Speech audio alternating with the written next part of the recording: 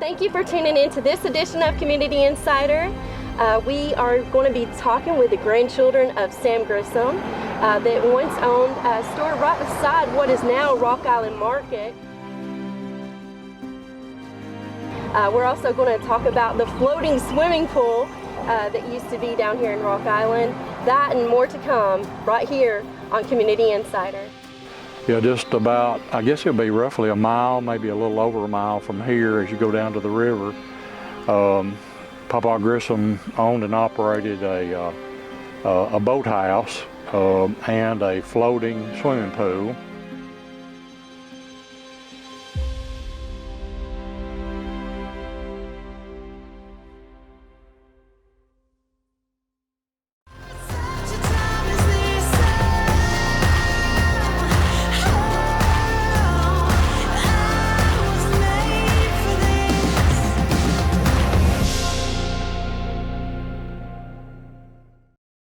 Community TVTN is brought to you by Security Federal Savings Bank, proudly serving the community we call home.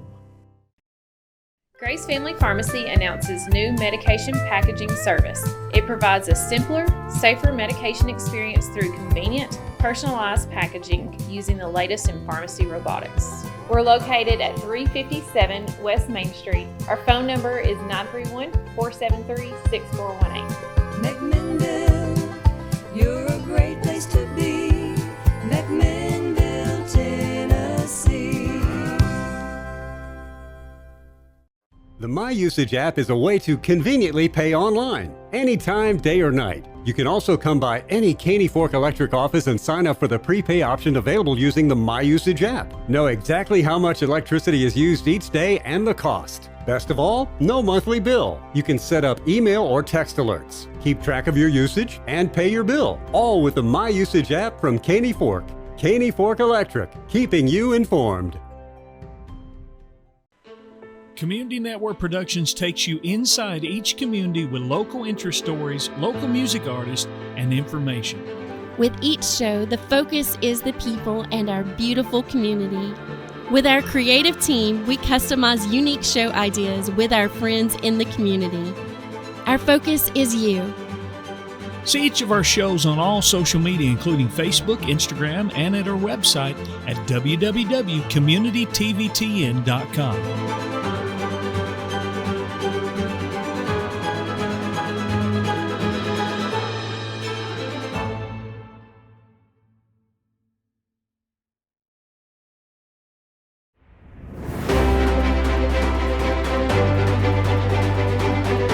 Welcome to another edition of Community Insider.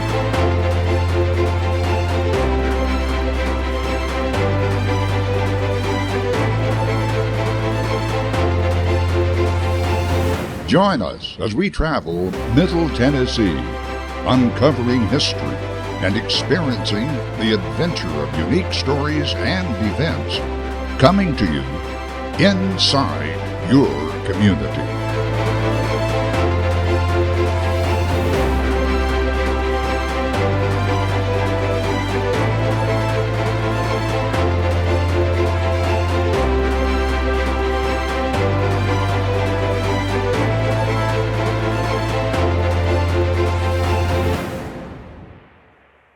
Thank you for tuning in to this edition of Community Insider.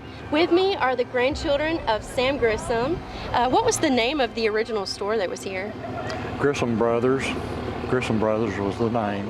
And it was a general store on this very spot that we're standing in front of. And behind the store was a line of fishing camps where people would come.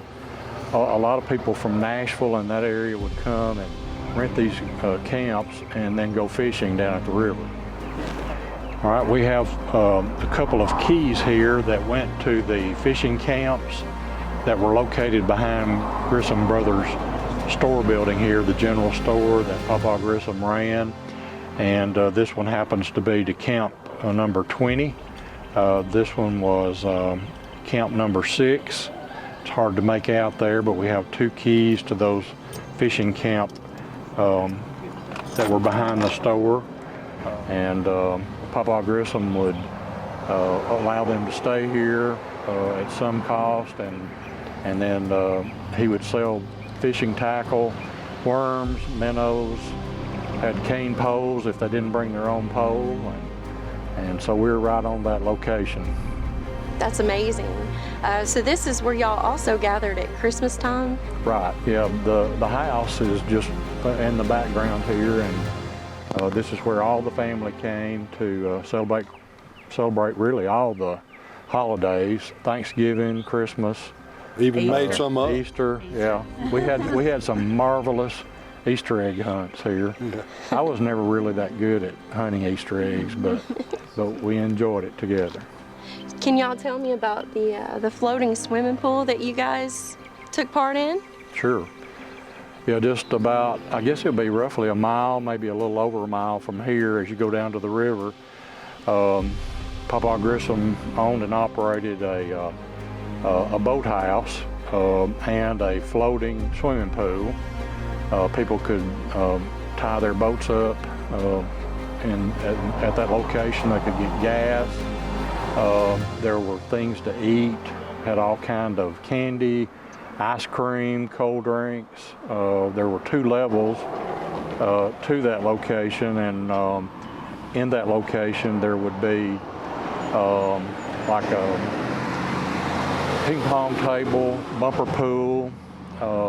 You could come in your street clothes, get a basket and change out your street clothes with your swimming suit. We'd collect that basket and store it. Mike has one of the big pins that they would issue the person, and they would clip it on their clothes so they wouldn't lose it, so that when they came to reclaim their basket, the numbers would match. Oh, wow. And he's got that with him. That pin. Yep. Oh, wow. And also down at that location were camps that he rented out. I can remember as a young boy helping my Uncle Sammy and Uncle Dyer and Uncle Alan collect trash, sweep the floors, gather dirty laundry, and take it to get washed and working. But my reward in the afternoon was to get to go skiing. So that was what it was all about for me. How old were you at this time? I would say about 8, 9 years old in that age bracket. And how old were you guys? Well, I'm 6 years younger than Mike. Pam, our sister, she's right in the dead set in the center. She's 3 years older than me and 3 younger than Mike. All right. And I'm a few years younger than Mark, and all I remember is probably about the last year or 2 that it was in operation. With the swimming pool, all I remember is the part that I was swimming in had a wood side and wood floor under the water, and at that point it got real slimy. Of course, anything in the river is going to get slimy over time, but at one time it had a slide, I believe, and a diving board. They had Water wheel? A water wheel. Yeah, there was a water wheel there. You could climb up a ladder, get on that big round thing, and it would roll you off into the water. Ah. Yeah. I don't remember that. They hand-built pontoon boats at that point in time, and they had 3 or 4 of the pontoon boats with that would rent out, where you could take out all day or go fishing on it. The whole family could go out for picnics or whatever and pull those up.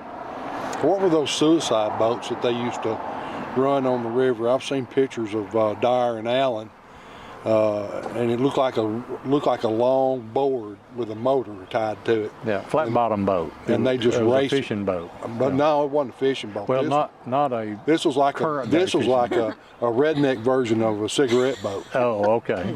Well, now Uncle Alan made one of those. He built one of those on that lower deck of the boathouse. There was a corner back there where he worked on that for 2 or 3 years, and finally got it built. And that's probably what you're thinking about.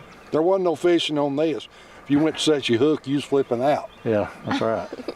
It's strictly for speed and bouncing. Now, how many children did Sam have? They had 4. They had 4 that survived. There was a daughter that was born and died at an early age. I don't recall her name. Lila Jo. Lila Jo. Okay. Lila Jo. Yeah. So there were four. There was Alan was the oldest, Alan, and then Dyer, and then my mother, Mark and Pam's mother, Lois, and then Sammy. What was that? Nanny Lois, yeah. Now Granny Grissom was called affectionately Little Willie, because her name was Willie Louise Kale. That's who she was, and I've got one of those buoys that used to hang down at the boathouse that has Lake Rock Island Little Willie in quotation marks on it. Now we have the grandchildren here today. Who was your mom and dad? My mom was Lois and Floyd Bailey. Okay. And that was Mark and Pam. All right. Okay. Mom and dad. And Allison? I was Sammy's daughter, and Audra is my sister. She's the baby of all of us. I'm the youngest grandchild. No. I don't have all the memories, just a few stories that I heard. So. And you? My father was Dyer, and I have one other brother, Phil, who's already passed away. But yeah, Edwin Dyer. He was a head lifeguard for a long time down there. Oh, really? Trained a lot of lifeguards down at the pool. All right. Now, did he have any children? No.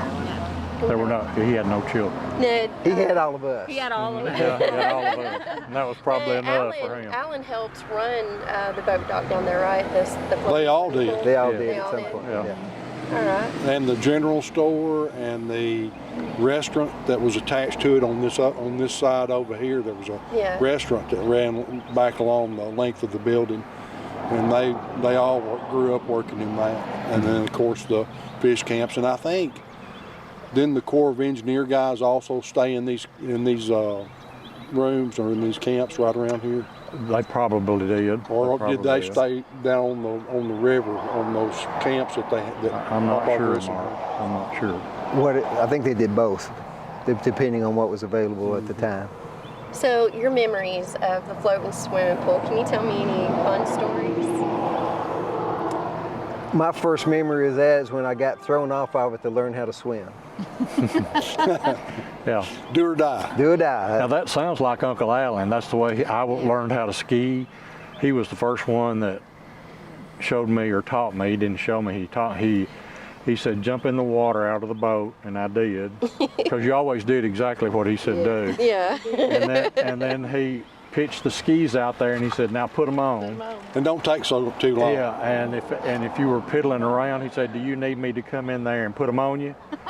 And then when he thought you had them on, he'd pitch the ski rope out and said, here we go, hang on. And that's the way we learned how to ski. That's right. Was that your favorite part of going down there is skiing? Yeah, I love skiing. And that was one of my favorite memories of being up here, was especially if you skied in the early morning or in the late afternoon when there wasn't a lot of boat traffic. It was just very smooth and real easy to ski. You could ski and slalom. Now, Jeff's brother that's passed away that he mentioned a minute ago, Phil, that's another fond memory of mine, is watching Phil ski when he would ski. He was the smoothest skier I ever saw. He could really didn't look ski. like any effort. No effort at all, yeah. He could really do it. So did he take part in also instructing other people that might have came down to the boat dock? He probably taught quite a few from the high school, didn't he, Jeff? Yeah. Phil. Yeah. Taught a few. I taught my sister how to ski. I took her on a skiing trip one time. I swung a little wide and took her through the willow tops, and a snake went right between her legs.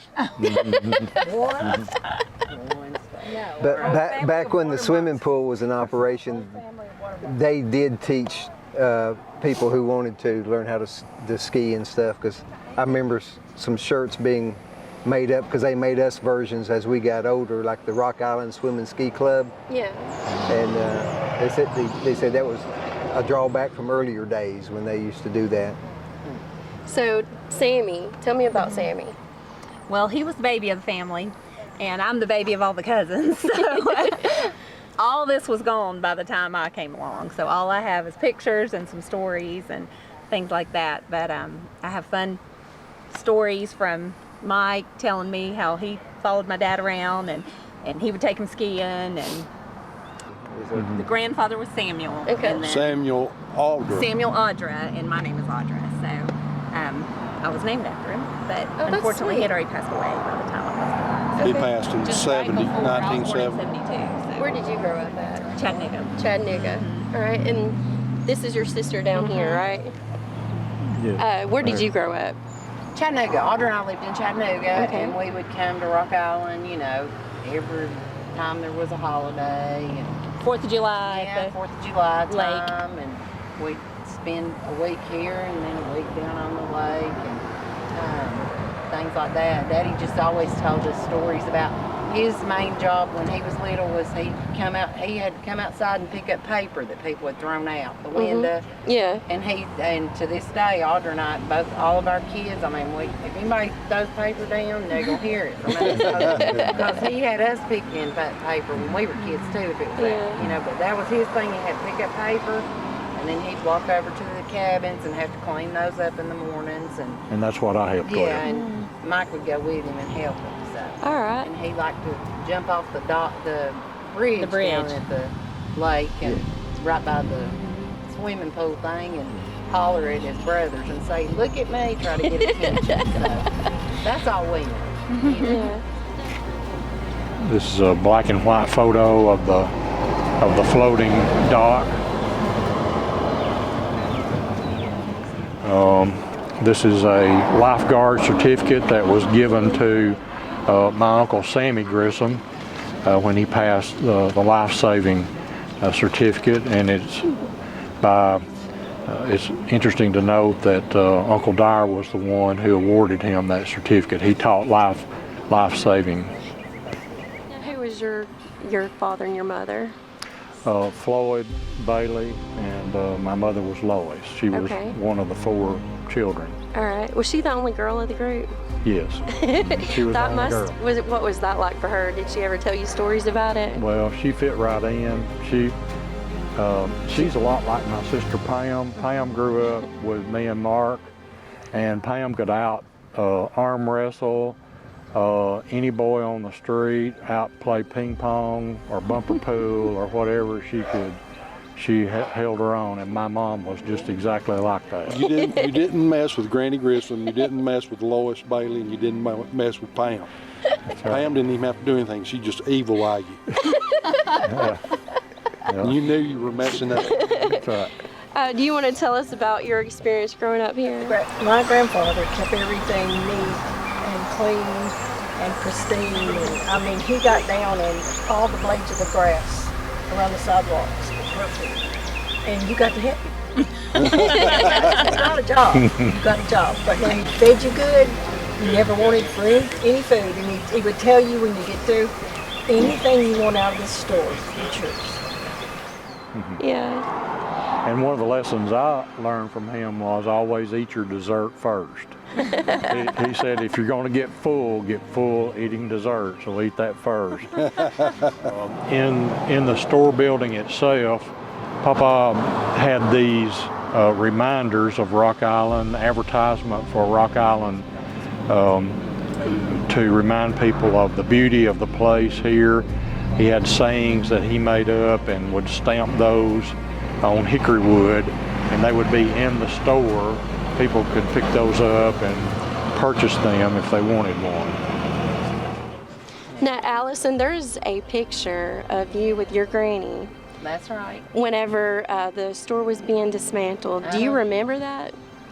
I believe I was 3. I just remember, you know, seeing it. I don't remember being out there. I do remember it was a big deal coming out here, and the newspaper was coming, it seems like, and they come on, and, you know, my mom and daddy were probably standing out in the middle of the road watching us, making sure I was doing what I was supposed to do. Yeah. That was a full-time job. Yeah. Granny was excited, I think, that I was here to be able to do that. Yeah. So can y'all tell me what the store was like? Do y'all have any memories of that? I think Pam said it best earlier. Walmart had nothing on this. Mm-hmm. It had everything, yeah. Even a full library. Yeah. Really? Had a library. You could get any kind of fishing gear, tackle that you needed. There was always plenty of cane poles and most of the time they were put out front where you could see them standing up against the overhang. Shoes. Ice cream cones. Ice cream cones. Yep. At certain times during its life, it had a doctor's office at one point, also had a post office at one point. Yes, that's right. I remember. That's I right. do remember hearing about the Before, post office. yeah, so Sam bought it in 1923 from what I gathered. Before that, they had a school here apparently. They had pretty much everything that you needed. Yeah. And when I was younger, I guess the year or two before it closed, being up here in the wintertime, I remember the big stove sort of in the middle side of the store, in which had a couple of tables set up for the men to come in to either play cards or checkers or marbles, and most of them either smoked a pipe. I think that was a requirement almost. And One of them named Leonard. Leonard was one of them, yes. And my job was to run and get stuff for them if they needed it. That was the gopher. Yeah, it was a big hangout place. I can remember a lot of those card games. The typical card game at Rock Island was pitch, and that's what we all learned how to play growing up, because that's what everybody played here, and there'd always be a lot of guys, and I remember one in particular who made his own cigarettes. That always fascinated me, because he'd pull out a pouch of tobacco and one of those little pieces of tissue paper, and he would lick it, and when he'd get that. You shouldn't do that on TV. Yeah. Well, everybody needs to know how to do that. Yeah. So what kind of food did they serve here? Oh, he kept something out all the time, and typically it was white saltine crackers. We called it rat cheese, which was like a Colby type cheese, but when I'm talking cheese, it was the big hoop cheese, and he'd cut a big hunk out, and it'd always be sitting out on a table. You could go by and slice off a hunk of it. He'd keep pickles out or a little bit of bologna every once in a while. And if you came in the store, you were welcome to get and eat whatever you wanted.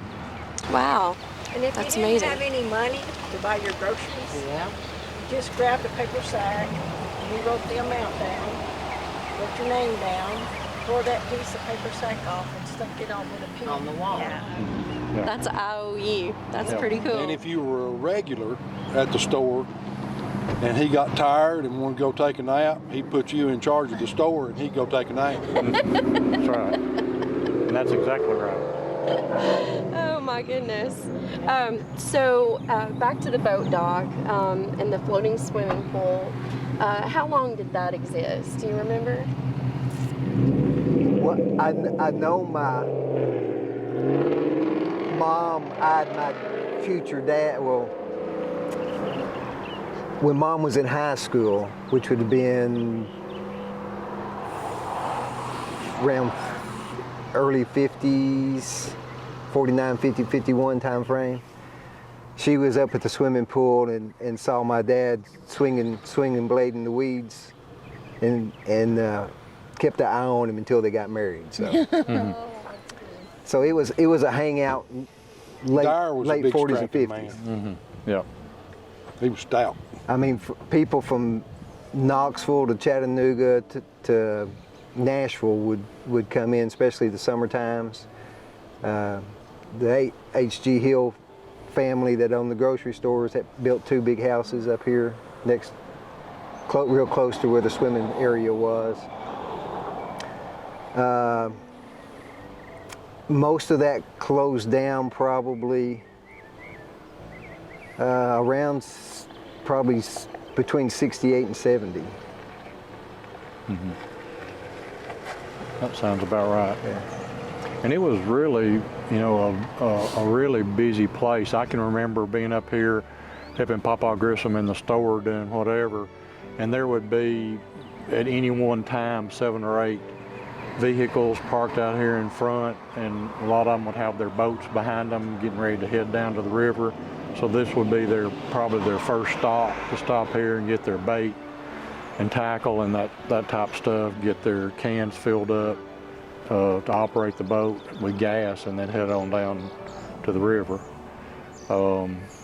I can remember too, Papa Grissom actually handwriting out a fishing license on a paper sack and giving it, because he had run out of the official forms that you had to use. They had been so busy that day and he didn't have any replacement, so he wrote out a fishing license on a paper sack and handed it to him.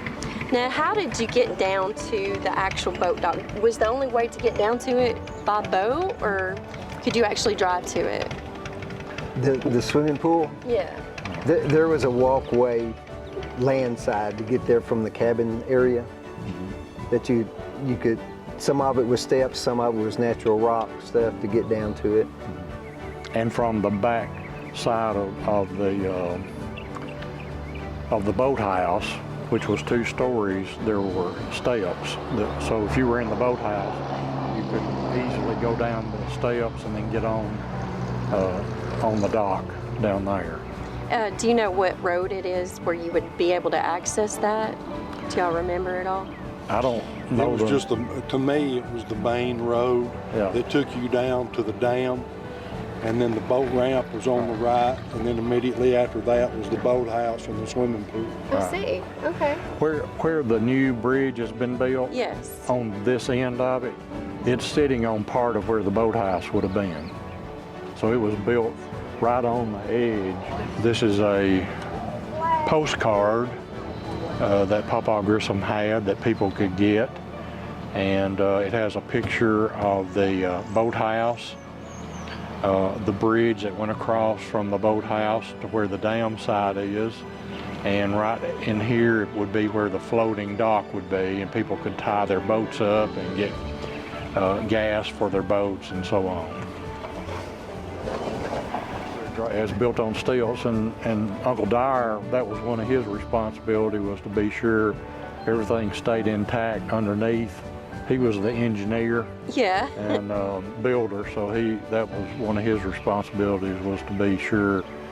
And I can remember being underneath that building, helping him hold stuff, where he would run a big auger drill bit with a big old drill and put new bolts in occasionally when they had to be repaired to help hold the building up. So, wow, that's a big responsibility. Yeah, that was a big responsibility. But he knew how to do stuff like that. That's great.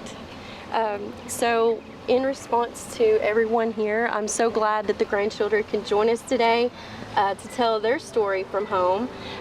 So we look forward to seeing you inside your community. He had sayings that he made up and would stamp those on hickory wood, and they would be in the store. People could pick those up and purchase them if they wanted one. We have a picture here of my mother, Mark and Pam's mother, Lois, who was the daughter of Sam and Louise Grissom, and that's down at the floating dock below where the boathouse would be. And you'll notice that it also shows the dam in the background that holds the water back for the lake, for Lake Rock Island.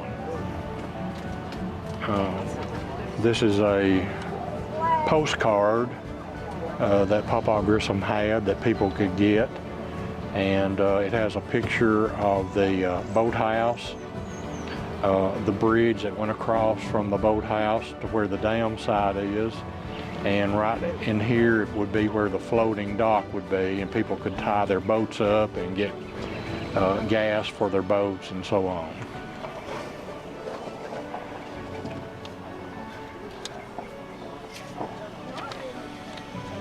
This is a sales ticket for Grissom Brothers General Merchandise, which would be filled out when people purchased, or if they were charging something. Papa Grissom did sell the items that he had on credit, and this would be placed in a place where people could pay it later.